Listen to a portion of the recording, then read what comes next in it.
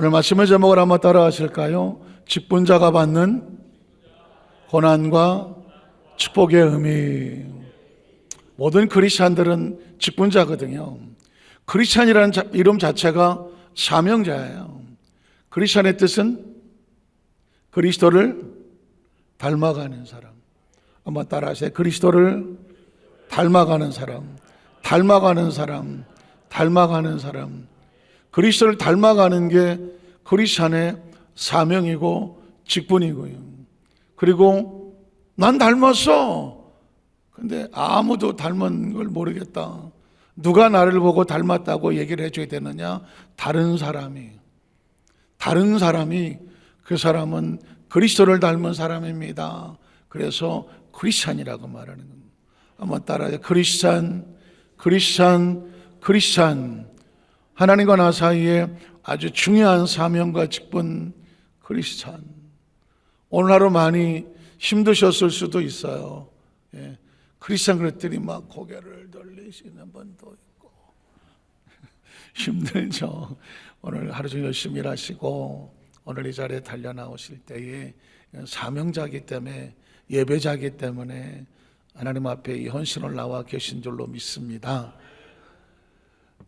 지난 월요일 날 11월 3일 월요일 날 연세대학교 연합신학대학원이라고 있어요. 사학이라고 하는 사립대학의 신학대학원을 가지고 있는 학교는 연세대가 거의 유일한 것 같습니다. 그 전에 아마 여러 대학들도 서울신학대학원도 있고 했지만 서울신학대학원은 서울대학교 신학대학원은 아니었어요.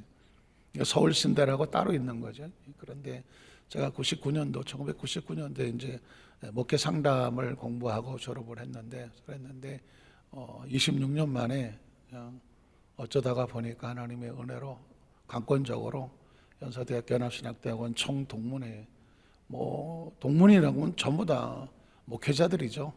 우리나라 기라상 같은 부흥사들도 있고 신학자들도 있고 또 세계 선교사들도 있고 전국에서 교회를 개척해서 헌신하고 있는 다 사역자들입니다.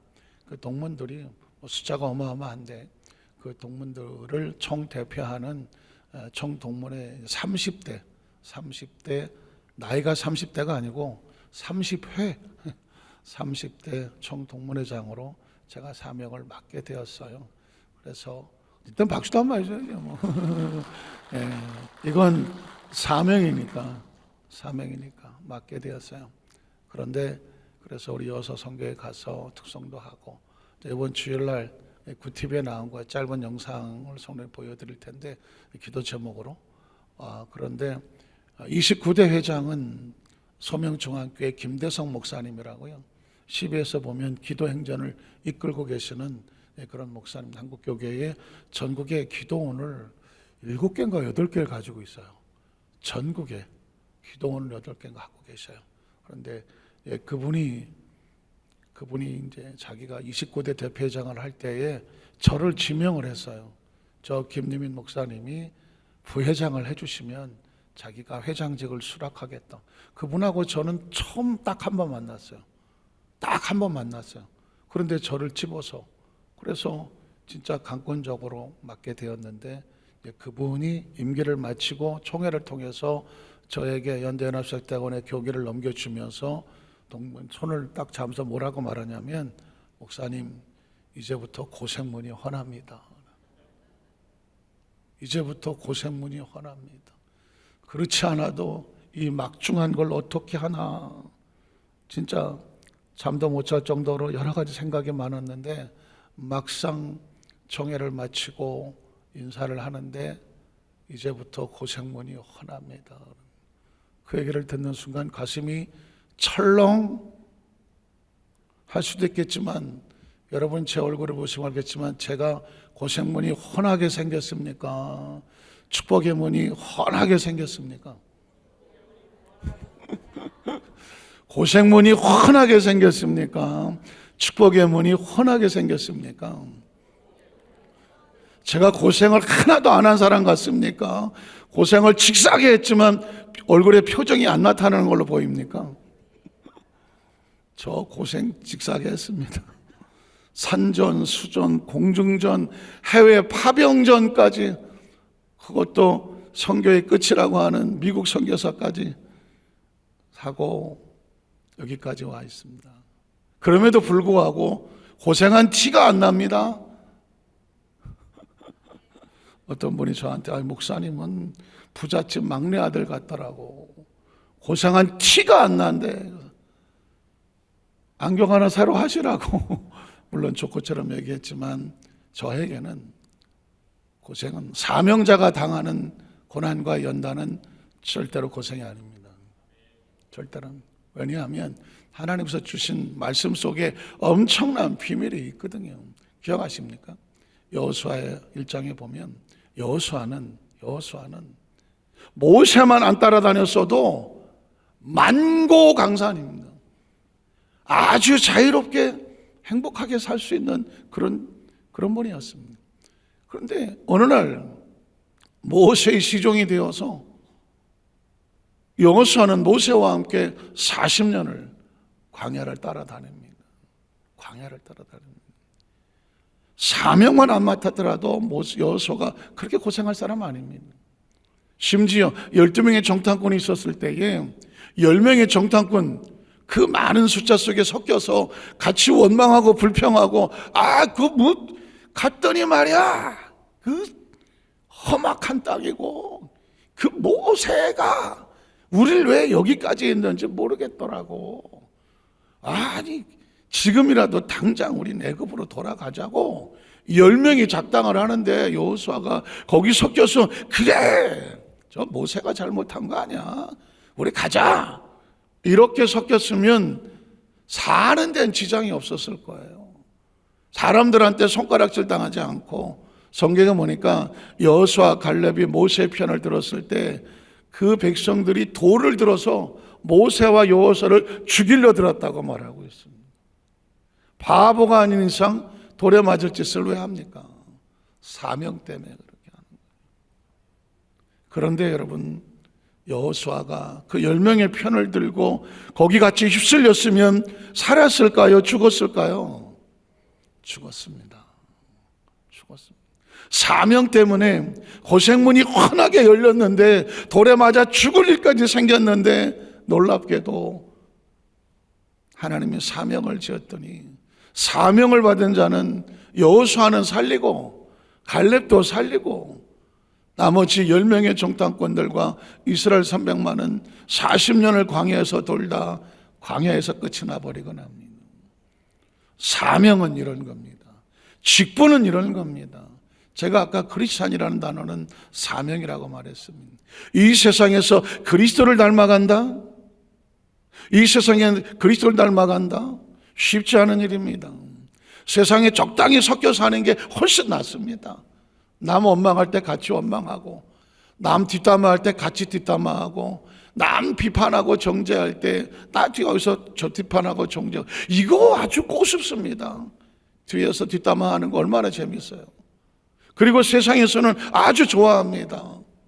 너나 나나 뭐 비슷하다, 좋아합니다. 그 와중에 꼿꼿하게 정의를 지키고 입술을 지키고 행동을 지키고 예의를 지키고 자신의 거룩함을 지켜내는 거 세상이 용납하지 않습니다. 그러나 하나님의 사명은 하나님이 보호하시더라고요. 10명의 정탐꾼들은 원망과 불평, 심지어 모세와 여호수아 갈렙을 죽이려고 돌멩이까지 들었습니다. 그때 하나님께서 임재하시며 하나님의 영광이 가득하다. 여호수아는 그 40년을 모세를 따랐고 그 연단과 고난이 있었기 때문에 모세가 사역을 내려놓고 천국에 갈 때에 여호수아에게 하나님이 기름을 붓습니다. 하나님, 누가 내 뒤를 이어서 이 후계자로 사명을 감당할까요? 모세가 선택한 거 아닙니다. 하나님께서 여호수아를 지명하여 여호수아의 머리에 안수해라. 모세가 여호수아의 머리에 안수하며 그날 이후로 하나님의 신이 충만하더라. 그렇게 여호수아는 사명을 맡은 겁니다. 그리고 모세는 떠났습니다. 홀로 남았습니다. 여호수아가 사명만 안 맡더라도, 모세의 뒤를 이어서 후계자만 되지 않았더라도 그 고생할 일 없습니다. 이제 모세는 없고 여호수아는 홀로 남았습니다. 새로운 세대 300만을 데리고 저 가나안 땅, 그 10명의 정탐꾼이 말하는 것처럼 험악한 땅, 장대같이 큰 안악자손들이 기다리고 있는 땅, 성읍은 크고 땅은 거친 땅, 아직도 가나안 7족속에 있는 그곳을 싸움 한번 해보지 않은 이 세 세대를 데리고 홍해수를 건넜던 것처럼 요단강도 건너가야 되고, 금성철벽 여리고라고 하는 막강한 성을 탈환해야 되는 이 생각만 해도 고생문이 환하지 않겠어요? 누가 그랬을지 모릅니다. 여호수아가 사명을 짓고 모세의 뒤를 이어섰을 때 아는 사람은 이렇게 말했을 거예요. 고생문이 환합니다. 고생문이 환하다. 아니, 이건 고생문 정도가 아니라 이제 당신은 죽었어. 이거 어떡하려고 그 사명을 맡았어. 그랬을지도 모릅니다. 그런데 여러분, 여호수아가 어떻게 이겨냅니까?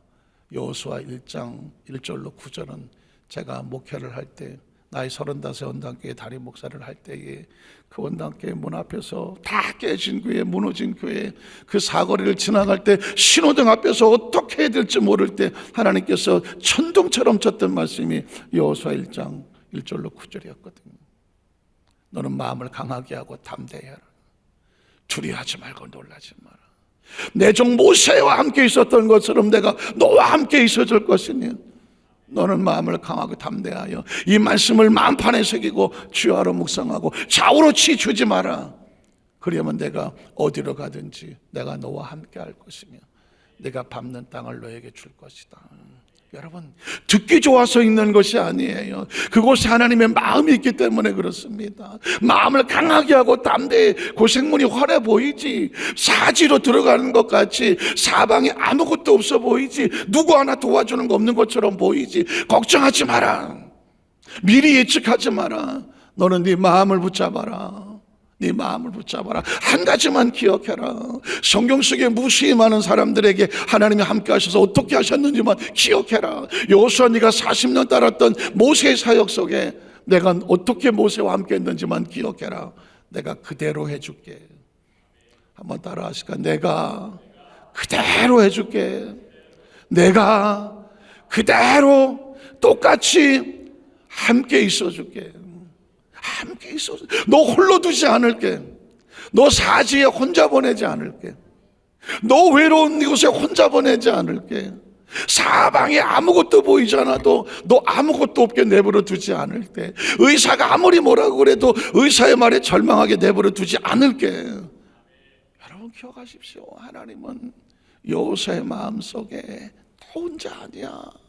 말씀을 마음판에 새겨. 말씀은 하나님입니다. 말씀은 하나님입니다. 말씀으로 천지를 창조하셨잖아요. 말씀을 마음판에 새겨라. 말씀은 그리스도 예수입니다. 말씀이 육신이 되어. 기억하십니까? 말씀은 성령님입니다. 왜냐하면 말씀을 기록하신 분은 성령님이거든. 그러니까 하나님의 약속이 우리 안에 있고 예수 그리스도가 우리 안에 있고 성령님이 내 안에 계시는 거니까. 그러니까 어떻게 넌 결코 혼자가 아니라는 거죠. 만약에 여호수아가 사명도 없고 직분도 없고 아무 힘든 게 없었다고 하면 하나님 이런 말씀을 주셨겠어요? 하나님 이런 정말 극단적이고 강력한 파워의 말씀을 주셨겠냐고요? 아무 일도 없으면 아무 말씀도 없습니다. 그러나 죽을 것 같은 사지로 이제 당신 큰일 났어, 고생문이 훤해 라고 하는 상황 가운데 있을 때 그 고생문이 훤하다고 하는 그 고생문 밖에 뭐가 있는지를 하나님께서 보여주는데 나는 여전히 그곳에 너와 함께 있다는 것이죠. 기억하십시오. 사명과 직분에는 하나님의 영권이 따르고 물권이 따르고 생명의 건강이 따릅니다. 여호수아뿐만 아닙니다. 모세도 마찬가지입니다. 모세는 어쩌자고 정말 진짜 세상적으로 말하면 운도 좋게 유대민족이 전부 다 애굽에서 노예 취급당할 때 어쩌자고 정말 홀로 바로의 딸이 건져내서 바로 왕궁에서 40년을 왕자처럼 자랐습니다. 왕자처럼 자랐다고요. 그러면 그냥 가만히 있으면 평생 아무 문제 없습니다. 요즘 뭐 초등학교 아이들에게 장래 희망이 뭐냐고 물었더니 뭐라 그래요? 모르세요? 초등학교 아이들에게 장래 희망이 뭐냐고 물었더니 다 국회의원 된다고. 다 국회의원 된다고 그래요. 그래서 물었어요. 얘가 국회의원이 뭔 줄 알고 국회의원, 아니 너 국회의원 돼서 나라를 위해서 열심히 뭐 네가 하려고 그래? 했더니 아니에요. 텔레비에서 이렇게 보니까 국회의원들은 별 하는 일도 없이 놀고 먹는데 너무 좋아 보여요. 아이들 눈에는 놀고 먹는데 뭐 딱히 하는 것도 없는데 너무 좋아 보이더래요. 그래서 너는요 국회의원 될 거예요. 요즘 초등학생들이 소원이 그거예요. 조심스럽지만 모세가 굳이 뭐 나이 40에 내 민족을 건져내겠다고 사명이니 직분이니 뭐 이것만 안 하고 거기 있었으면 그냥 놀고 먹으면 됩니다. 공주 아들이 뭐 딱히 할 게 뭐가 있어. 그냥 놀고 먹으면 돼요. 그런데 어쩌자고 나이 40에 왕궁을 뛰쳐나옵니까? 피 끓는 자기 민족에 대한 애국심을 가지고 애족심을 가지고 뛰쳐나옵니다. 물론 피투성이로 전락해서 미디안 광야로 쫓겨가긴 하지만 어쩌면 그렇게 해서라도 하나님은 모세를 애굽에서 놀고 먹게 내버려 두지 않는 거죠. 사명과 직분을 지는 순간 어마어마한 연단과 훈련이 기다리고 있습니다. 아마 모세가 왕궁을 뛰쳐나왔을 때 설마 내가 이렇게 거부를 당하고 살인자가 돼서 미디안 광야로 도망을 쳐서 하루아침에 이렇게 급전직하 남의 집살이를 하고 양이나 치는 존재로 40년을 광야를 헤맬 거라고 꿈이나 생각했을까요? 누군가는 말했을까요? 아이고 너 이제 고생문이 훤하다. 진짜 고생문이 훤한 것처럼 보이고 모세는 40년 동안 어떻게 지냈을까? 수도 없이 후회했을까? 내가 어쩌자고 거기를 뛰쳐나왔지? 그냥 있었으면 놀고 먹었을 텐데 내가 왜 뛰쳐나왔지? 하늘도 원망스럽지, 하나님도 무심하시지. 내가 나 잘 되자고 내가 뛰쳐나왔어. 내 민족 건져내자고 나왔는데 하나님은 어디 계시는 거야? 왜 생각이 없었겠어요? 그렇게 40년. 이 40년은 모세가 정했을까요? 하나님이 정하셨을까요? 이건 하나님의 40년이에요. 제가 그 전에 기도원에서도 우리 교회 부흥회할 때마다 불타는 떨기나무 하나님의 지팡이 이런 설교할 때마다 그 모세의 심정 40년을 얘기한 적이 있는데 어쨌든 뭐 그건 나중에 하기로 하고 40년을 그렇게 피투성이로 그렇게 끝나는 줄 알았지만 기억하십시오. 사명자의 연단과 고난은 저주와 아픔으로 끝나지 않더라고요. 그 처절하게 깨져버린 모세의 심정 위에 메마른 떨기나무같이 초라한 모세의 심정 가운데 하나님의 성령께서 불을 붙여주시니 꺼지지 않는 불꽃이 되어져서 다시 타오르기 시작하잖아.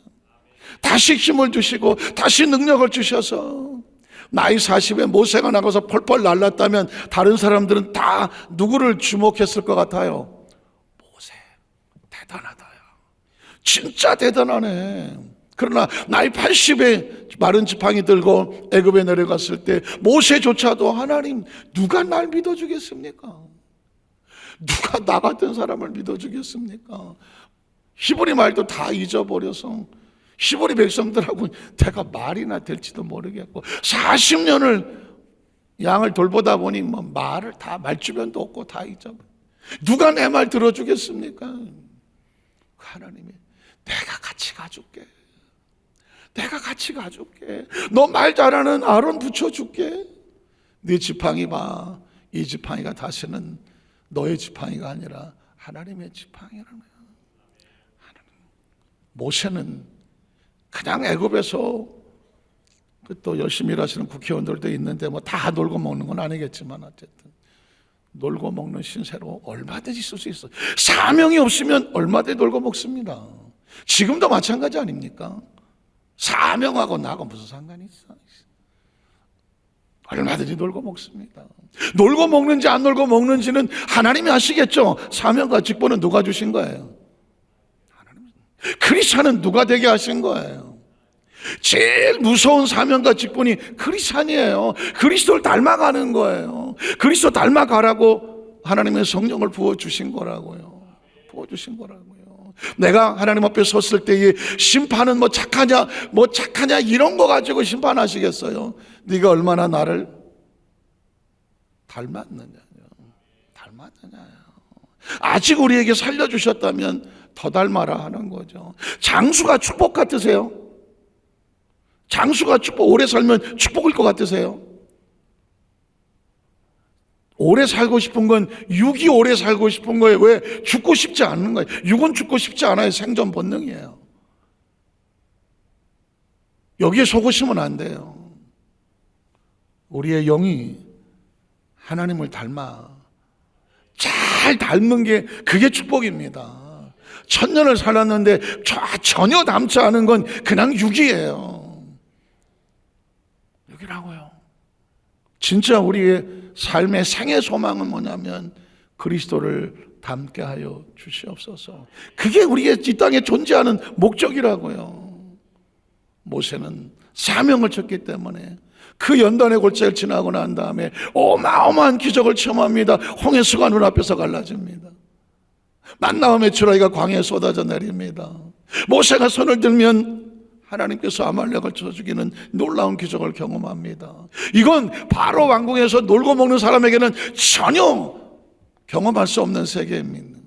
오늘날도 광야 같은 세상에서 하나님의 준 맡겨진 사명을 들고 잃어버린 영혼을 찾아서 저 가나안 땅을 향하여 달려가는 성령의 구름기둥과 불기둥을 인식하며 살아가는 하나님의 사람들에게 주시는 놀라운 축복이죠. 그런 겁니다. 사명과 직분은 겉모습으로 볼 때는 연단으로 보이고 광야로 보이고 아픔으로 보일지 모르지만 그 속에는 엄청난 하나님의 놀라운 비전과 꿈, 이건 경험자가 아니면 모르는 겁니다. 전 우리 여도수 만삭교회 성도들에게 그냥 놀고 보고 싶쇼, 전 이건 저주라고 생각합니다. 이 땅에 존재하는 크리스찬들에게 하나님을 경험하십시오. 이게 축복입니다. 기억하십시오.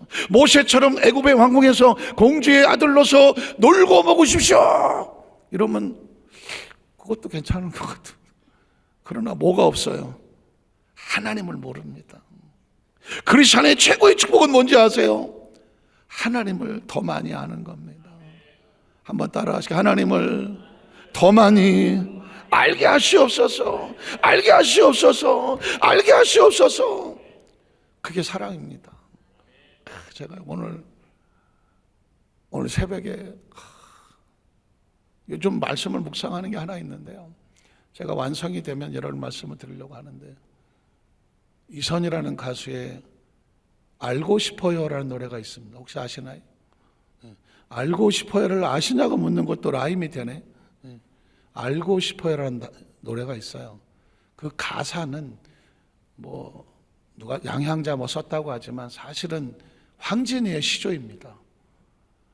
황진이라고 하는 당대 최고의 기생이 뭐 시학과 문학에 뛰어났다고 하는 황진이가 시를 썼습니다.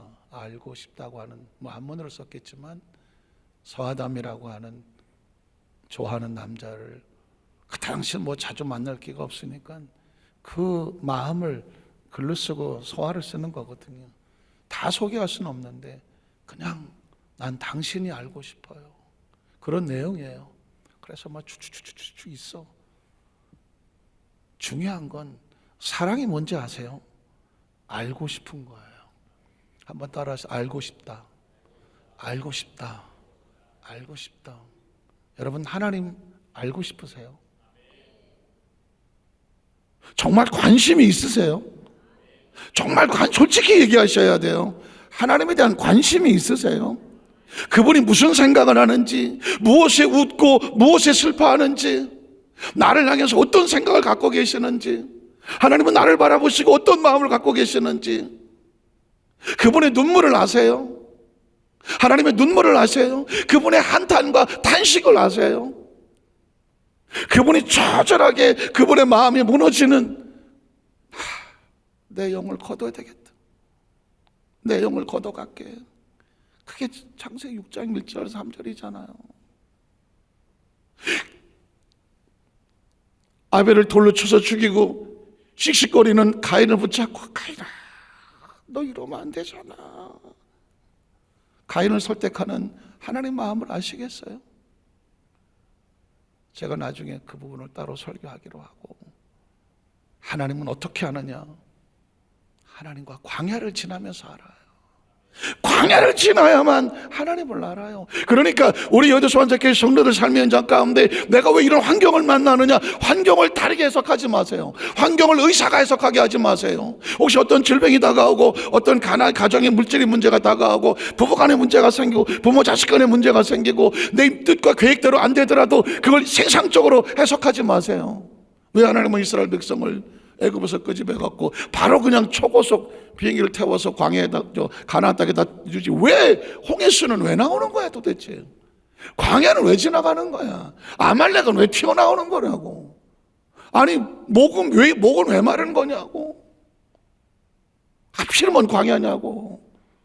그런데 기억하십시오, 그 광야에서 만나는 하나님은 무궁무진하다고요. 언제 만나와 메추라기가 내 삶에 공급되는 것을 경험해 보겠냐고요. 광야에 들어가니까 만나 메추라기가 내려오고, 광야를 나와서 가나안 땅에 들어가니 만나가 메추라기가 그쳤더라는 것이죠.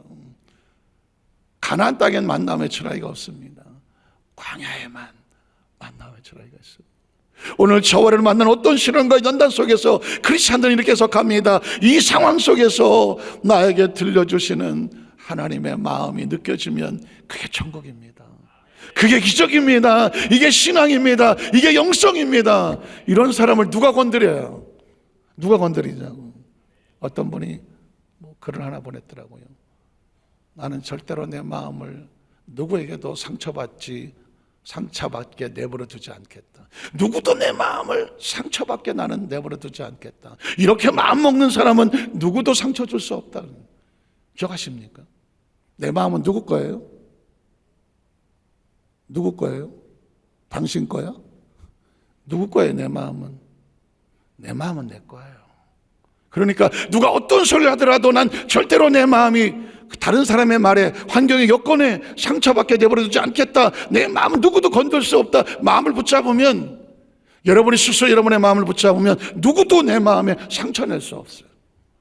이렇게 살아가는 사람은, 이걸 멘탈이라고 말하지만 이게 정확한 사람들은 누구도 손대지 못해요. 아유, 나 좀 아팠는데 너무 외로워요, 힘들어요. 누가 좀 내 마음 좀 알아주세요.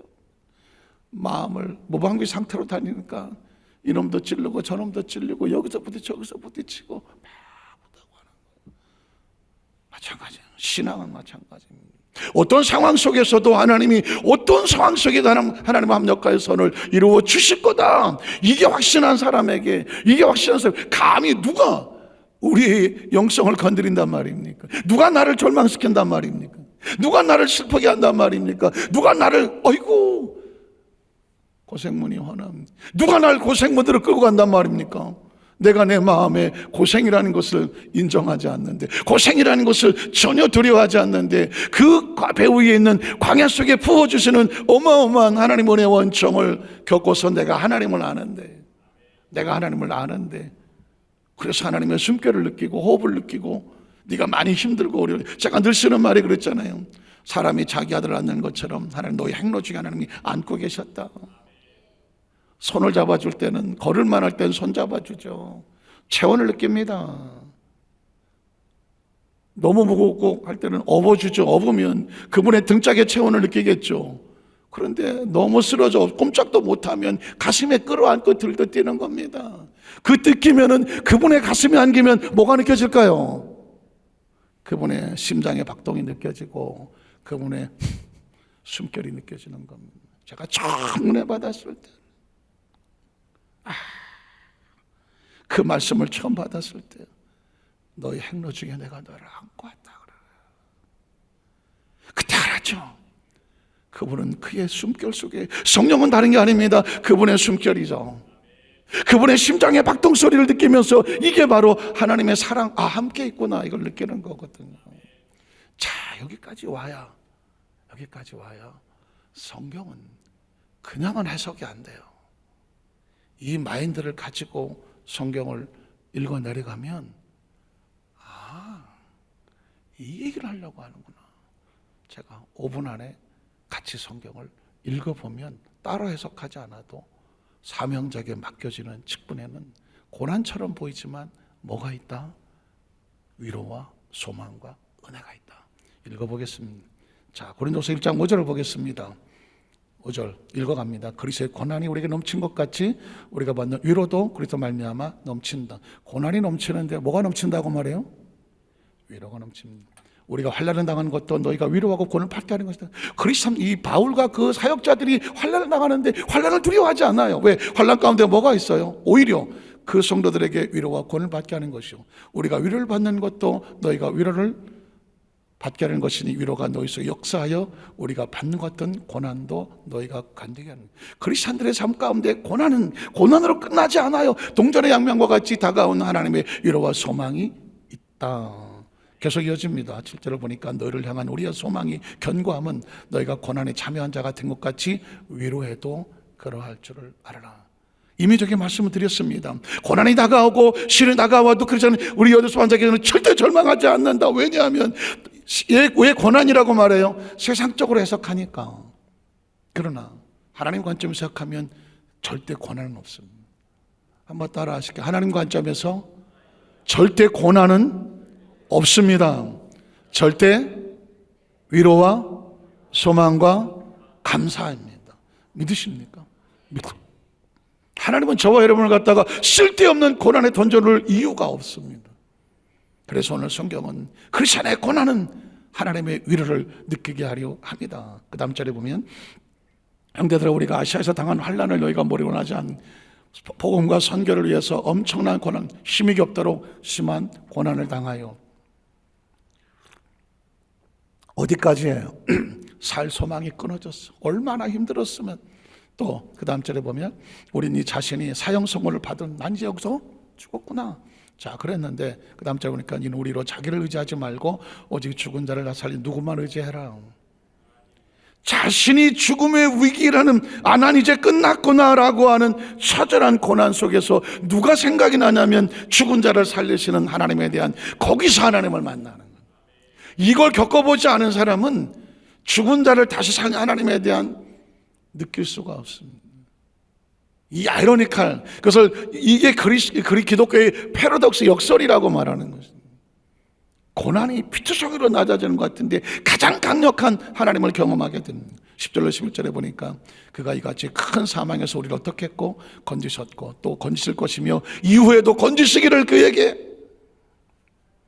건지셨고 건지시고 건지실 것이다.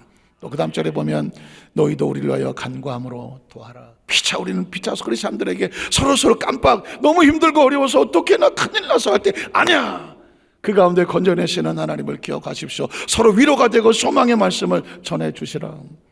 자, 3장 5절로 가면 우리가 또 넘어갈게요. 우리가 무슨 일이든지 우리에게서 난 것 같이 스스로 만족할 것이 아니니 우리의 만족은 오직 하나님부터 난다. 그 상황 속에서 이걸 해결하시는 기쁨과 소망은 누가 주신다? 하나님으로부터 온다. 넘어갑시다. 계속 가요. 그가 또한 우리를 새 언약의 일꾼에게 만족하게 하셨다. 자, 새 언약의 일꾼은 딴 건 아닙니다. 크리스천, 율법의 행위를 통해서 구원받은 유대인이 아니라 예수 그리스도의 은혜로 말미암아 처절한 십자가의 처절한 절망을 구원의 손길로 바꾸셨던 그 역사를 통해서 구원받은 크리스천들, 율법의 조문을 하지 않냐고 여지 영어로 하면이 율법의 조문은 죽이는 것이요 영은 살리는 것이다. 돌에 써서 새긴 죽게 하는 율법 조문의 직분도 영광이 있어서 이스라엘 자손들은 모세 얼굴이 없어질 영광 때문에도 그 얼굴을 주목하지 못하였거든. 하물며 영의 직분은 더욱 영광이 있지 아니겠나. 한번 따라, 크리스천은 영광의 상징입니다. 예수가 죽음 가운데 건져내면서 그 부활의 소망으로 건지는 하나님의 사람들이기 때문에 크리스천이란 자체가 고난 속에 다시 피어나는 영광과 같은, 믿으십니까? 예수님을 그저로 믿으시면 아멘 하시길 바랍니다. 크리스천 자체가 영광이, 여러분이 이 땅에 살면서 크리스천으로 살아가는 건 얼마나 힘들어요. 그러나 그 존재 자체가 하나님 관점에 볼 땐 영광이는 계속 이어집니다. 10절 읽어보면 영광 되었던 것 더 큰 영광으로 말미암아 이 영광이 될 것이 없으나 없어질 것도 영광으로 말미암음 중 같이 있을 것은 더 영광. 율법으로 행위도 의로워진 것도 영광이 있다면 예수 믿고 구원받은 것도 더 큰 영광이 있다. 그러면 마지막으로 이 받은 것은 어떻게 얻은 것이냐. 그러므로 우리가 이 직분을마다 긍휼하심을 입은 대로. 한번 따라 하실까요? 우리가 받은 것은 은혜입니다. 은혜입니다. 은혜입니다. 이런 은혜를 어떻게, 그래서 말씀을 정리합니다. 아무 일도 없었으면, 아무 연단도 없었을 것 같은데 이게 축복인 줄 알았는데 요셉은 괜히 꿈을 꿔갖고, 그냥 그날 꿈꾸지 말아야 되는데 그러면 꿈을 꿔갖고, 근데 꿈은 뭐였어요? 사명이고 직분이었습니다. 애굽의 총리가 되는 게 꿈이었습니다. 그 꿈만 안 꿨더라도 요셉이 피초성이 될 일 없습니다. 하필이면 꿈을 꿔갖고 그 꿈꾼 죄 때문에 끌려가고 남의 집살이하고 연단과 교육을 받습니다. 그런데 그때마다 하나님께서 요셉에게 뭐 했냐? 함께 하사 그의 범사에 복을 주시고 그에게 하나님이 함께 있음을 알게 하셨더라. 아버지 야곱의 밑에서 아빠 나 배고파 죽겠다. 야곱이 요셉을 얼마나 사랑해갖고 그때 그가 달라는 건 다 해주고 색동원 입고 이러고 다녔을 텐데 괜히 꿈꿔갖고 꿈 안 꿔도 되는데 아버지부터 떨어지고 홀로 연단받는 것 같지만 그 이후로 누가 함께 합니까? 하나님이 함께 합니다. 사명과 직분은 나로 홀로 남는 것 같지만 하나님은 끝까지 그를 붙잡아서 애굽의 총리가 되어져서 너와 같이 하나님의 영에 감동된 사람을 내가 본 적이 없다. 그게 축복 아닙니까? 그게 축복입니다. 요셉의 아버지 밑에서 그냥 색동원 입고 17살, 27살, 37살, 47살까지 그렇게 행복하게 살았습니다. 이게 축복입니까? 하나님을 경험하고 체험하고 세상 환경과 상관없이 그가 하나님을 더 많이 깊이 알아가고 하나님의 숨결을 느낄 정도까지 다 가까이 갔다면 그게 최상의 축복입니다. 전 여의도 만삭교회 성도들에게 그런 영적인 축복의 은혜로 말미암아 세상이 발 아래 보이고 세상이 보이는 것도 앞에 전혀 까딱하지 않고 누구도 마음에 상처 줄 수 없으며 누구도 우리 영성을 건드릴 수 없는 강력한 영적인 전사들이 되기를 주의 이름으로 축복합니다. 기도하겠습니다. 하나님 아버지 감사합니다.